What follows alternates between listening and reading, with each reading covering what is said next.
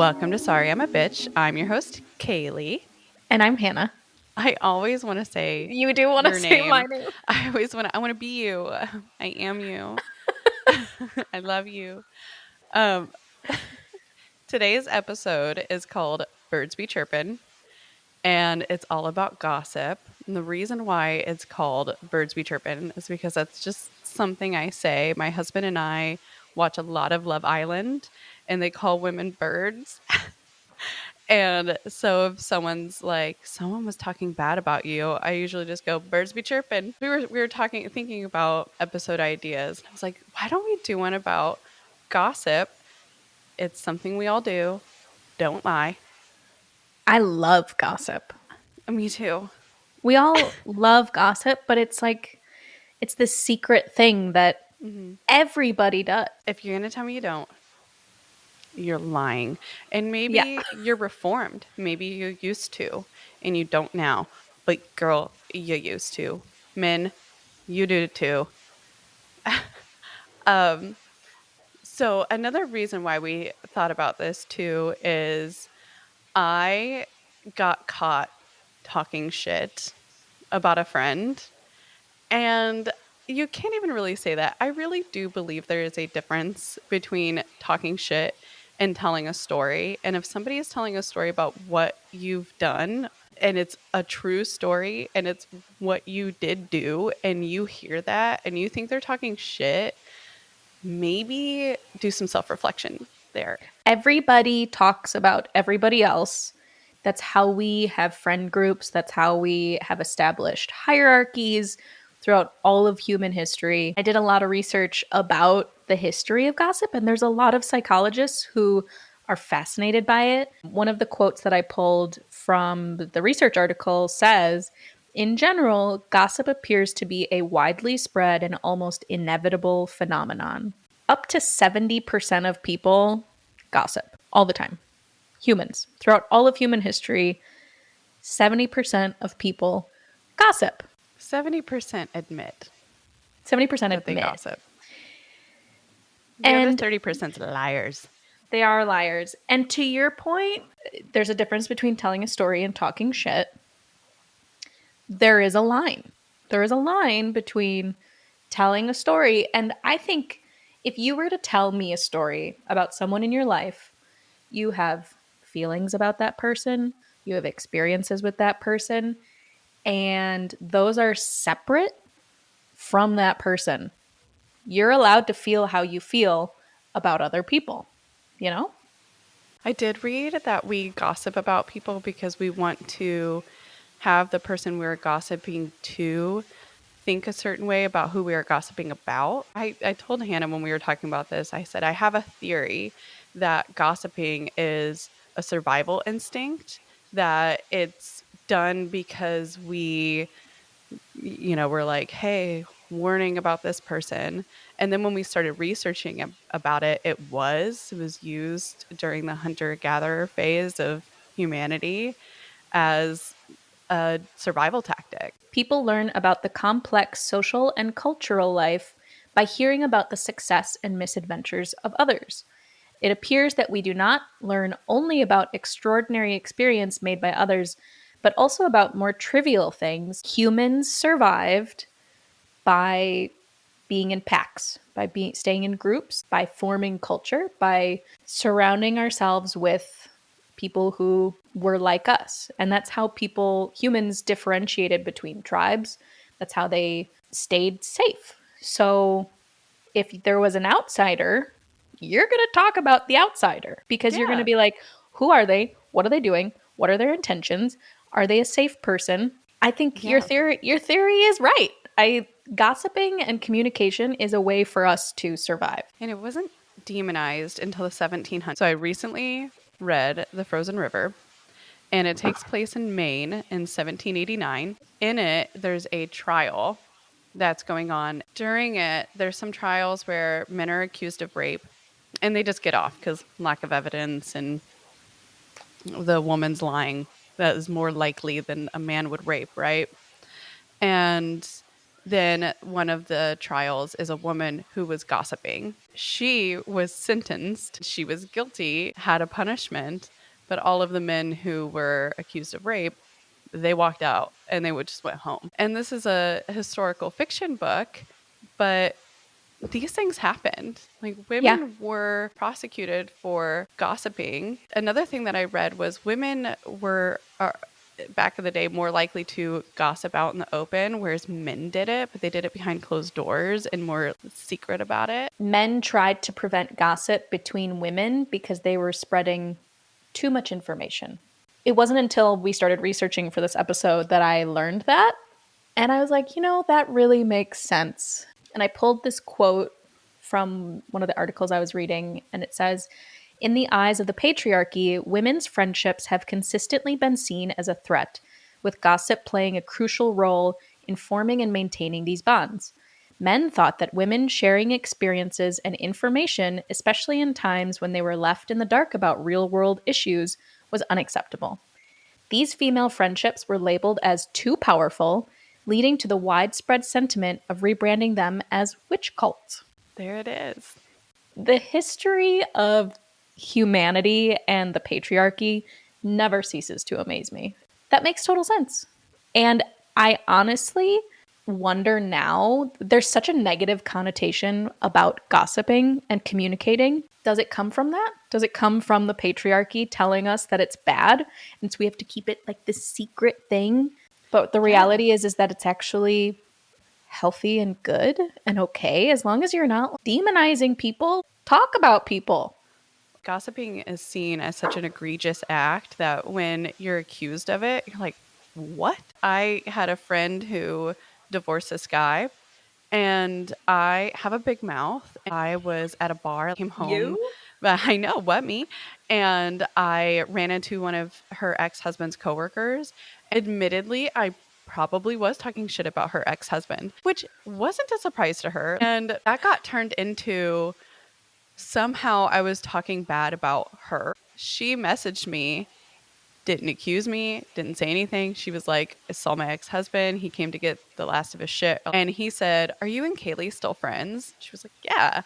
And he goes, "Oh, that's weird," because she was talking shit about you. And she was like, "Yeah, that didn't happen." And she just knew because she was like, I think it's more likely she was talking shit about you. And now your last ditch effort to like, here, you lost your husband and like, let me make you lose your best friend too. There's something about the game of telephone with gossip too. Gossiping can be a positive thing as well. Like people positively gossip about other people, but we don't call it gossiping. Like if I were to, like I go to my friends and I build up other people, that's just talking about things. Talking about Just people. relaying information. Exactly. But that is a form of gossip. And then you can go in completely the other direction, and there's people who use gossip to better themselves. And usually those people are psychopaths. So there's that as well. And there's also people like you and me. I'm a big gossiper. I fucking love gossip and I do some shit talking, but it's not to make me better. It's just because people deserve some shit talking. I'm sorry. Should I talk about the submission we got? Yeah. Okay, we asked online, like, tell us some gossip or tell us about a time you got caught talking shit. And we got a submission. I'm just going to read it. I was sort of seeing this guy and everyone was like, do not date him. I didn't listen, of course. Well, he plays me like a fiddle for months. Within this time, I have 4 different women tell me that he has a piss kink. I don't believe them, or so I claim. I do believe them. So I go to this Maggie Rogers concert and it was awesome. She has the crowd give her gossip stories for a song. I tell her that the guy I'm kind of seeing might have a piss kink.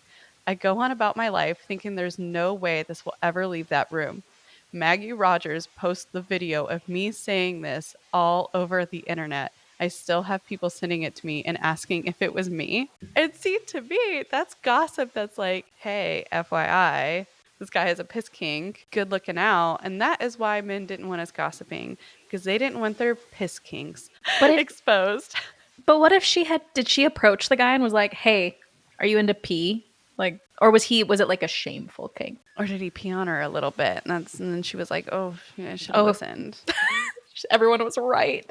Or did he see the video with Maggie Rogers? I mean, that's worth it in itself to have like that connection with her. Yeah, I mean, honestly, yeah. I mean, I'd get exposed for talking shit for Maggie Rogers to just be in her aura. Right?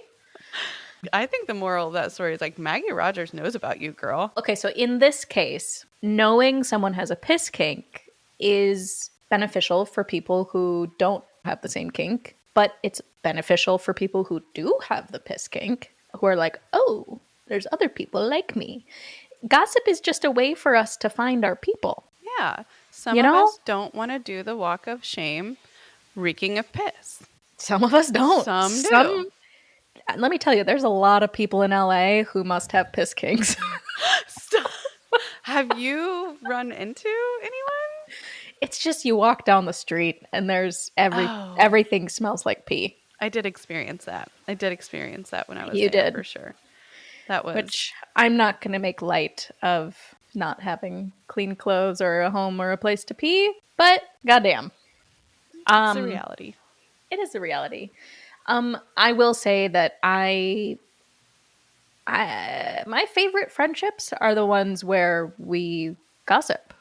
And I've had to take a few steps back every once in a while. Like, am I gossiping too much? Do I need to get my own fucking life and shut the fuck up about other people? Like, what's wrong with me? But then I realized that it's ingrained in me. I don't know. I love it. I love talking shit. I know. It's an adrenaline rush. Like, if someone sends me a text and they're like, bitch, listen to this. I'm like, all ears.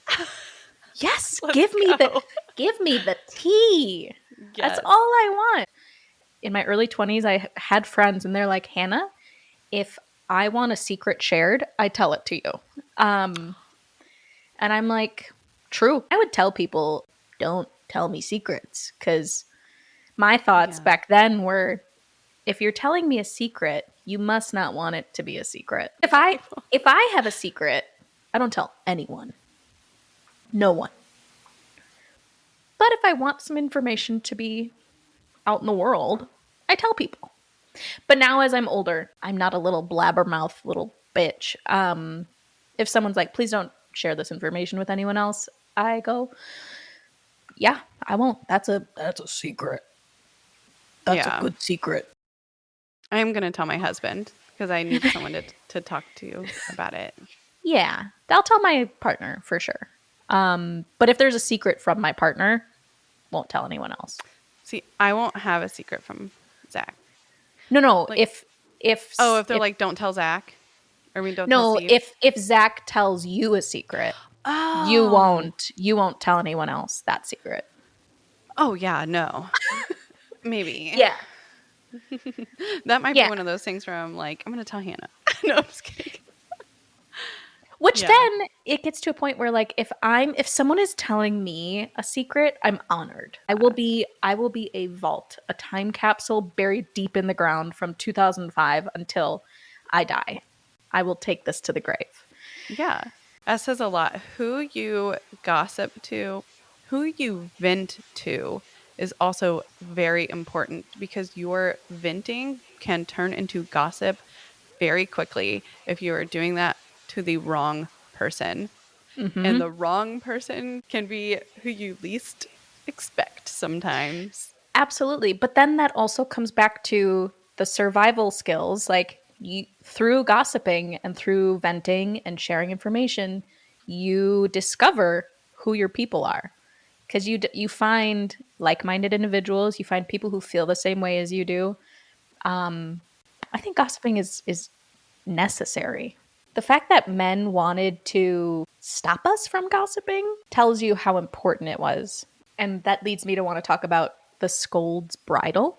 Yeah. Holy shit. The scold's bridle was sometimes called the witch's bridle or a gossip's bridle. A brank's bridle, or simply branks, was an instrument of punishment as a form of public humiliation.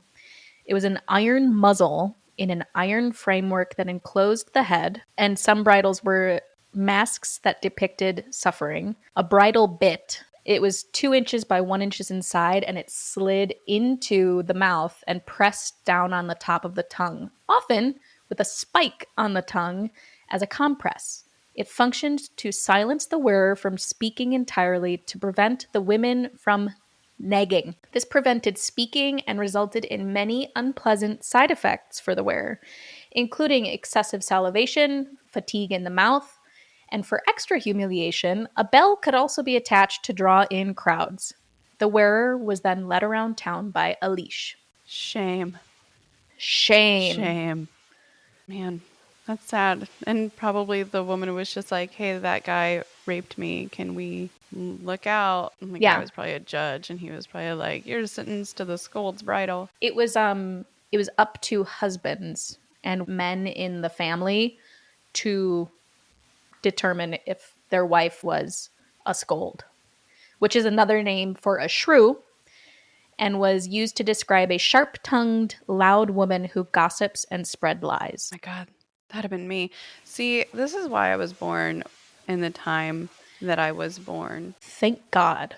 There are reasons why women behave the way they do today, and it's because of centuries of abuse. I've lost friends because of gossiping. Now I don't say anything out loud that I would not say to your face. So if it got back to you, I would stand 10 toes down and be like, yeah, I said that. So there's nothing that I will say now that if it comes back to me, then I have to be like, I didn't say that. Or, oh my God. But that also, it comes with the thought that when someone hears that you've talked bad about them, that they come to you, because a lot of times they don't. They just hear it and they go, yeah, I'm going to take that as face value and just completely cut this person out of my life. And then you're like, wait, what? Just why doesn't she talk to me anymore?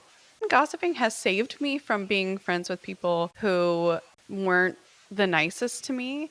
I had 2 friends in the last couple of years come to me about the same person, and both of them said the same thing. Both these friends, they don't know each other. They both separately came up to me and they were like, hey, that person's kind of mean to you. Like, we caught a couple of times where she said some kind of questionable things. And my one friend was like, I could tell you clocked it by your face.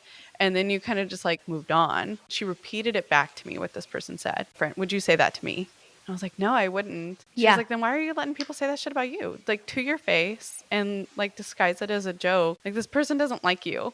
I think we all experience something like that, where you have a relationship with your friend, but other people perceive that relationship as like kind of weird, and they go like, why are you letting this person treat you this way?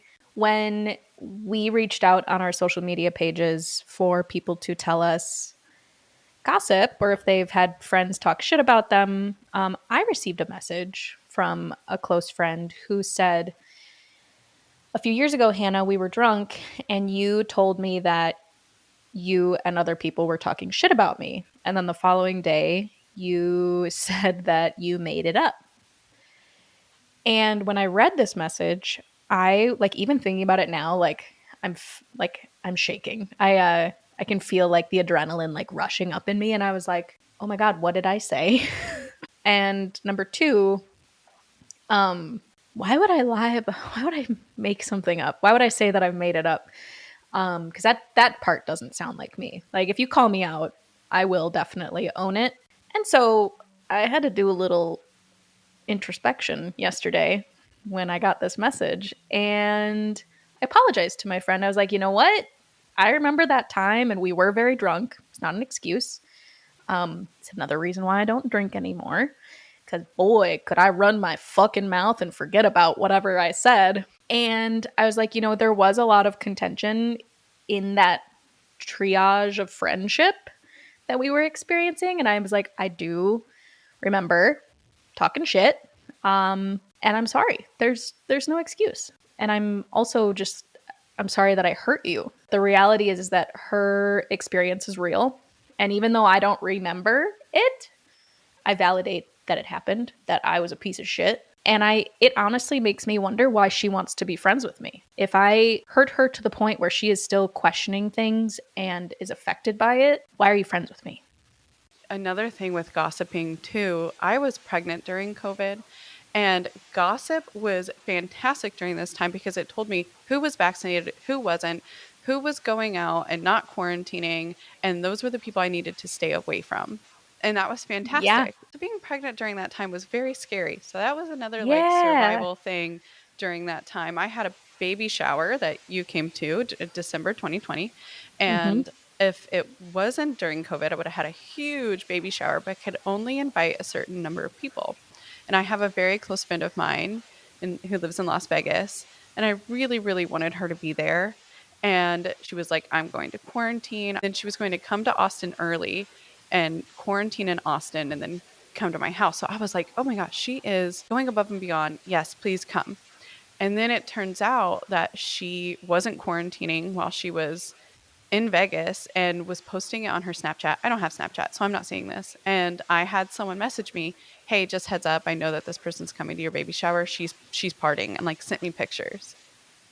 And so I texted her and I was like, "Hey, I'm pregnant. It took me 3 years to get pregnant. I'm only having one child. I'm not risking shit. I wouldn't do it no matter what. But like, you, you know what? Maybe let's not have you come." And she was Good. like, "Okay, The statement is true. Like gossip is, it doesn't have to be negative or positive. that's true." It's just talking about someone. Um, but we have such a negative connotation with it. You're so right. I gossip negatively with my really good friend Lucy, who we grew up with, and I don't talk shit about her, but she still lives in her hometown, so she's constantly like, "Oh my god, you're never gonna believe this," and I'm like, "Bitch!" Like it's Tell like the me. best thing ever, and it's hurting nobody. Like nobody, you know what I mean? Nobody gives a shit. It's such a harmless act. So for it to have this horrible stigma and these women back in the day being treated so horribly over it, nobody's dying. Yeah. But then you think about the Me Too movement, how women truly have to band together and say, this person, this influential man, touched me inappropriately, raped me. And it requires women to communicate with each other. It requires women to communicate with the media, with lawyers, with everyone in order to make change happen, to make the world a safer, better place.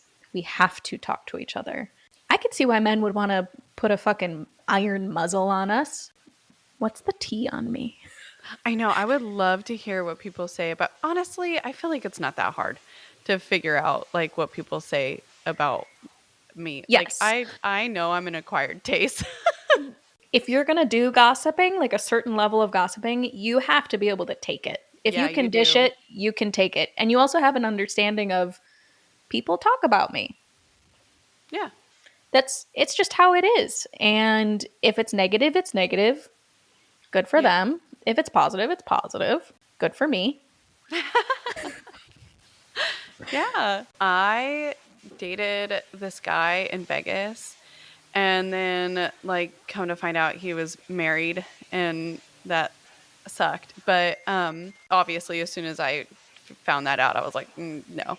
And so I went to the Artisan, I'm at this pool, and there's his new girlfriend is there. And my sister and her friend, Not yeah, not his no, wife. not wife, new girlfriend, yeah.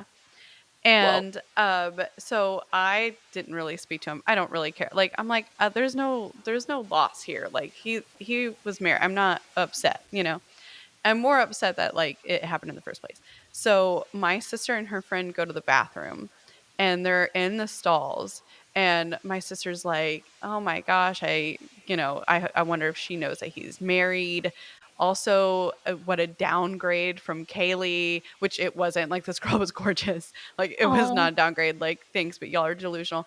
Um, Anyways, but then they start talking about like Kaylee said she should have known because he drove a minivan because like his wife had kids, and I just thought he drove a minivan because he was a DJ, and like for his stuff.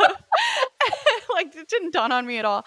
And so they walk out of the stalls, and the girl is standing at the sink and with her like hands on the sink and like her head down. And they like walk out, and she just like looks up like and my sister was like, "How much of that did you hear?" And she was like, "I heard everything." And she was more upset that they were talking about like me being an upgrade than this guy being married. I mean, we all have priorities. I mean, yeah, some different than others. I mean, if you were listening to this, I forget her name now, but you are very pretty. Oh. But also, like, maybe don't date married men. You're better than that. You're better than that. Oh, well. All right. Well, You're better than that. birds be That's chirping. birds be chirping, and we're going to keep on chirping. Bye.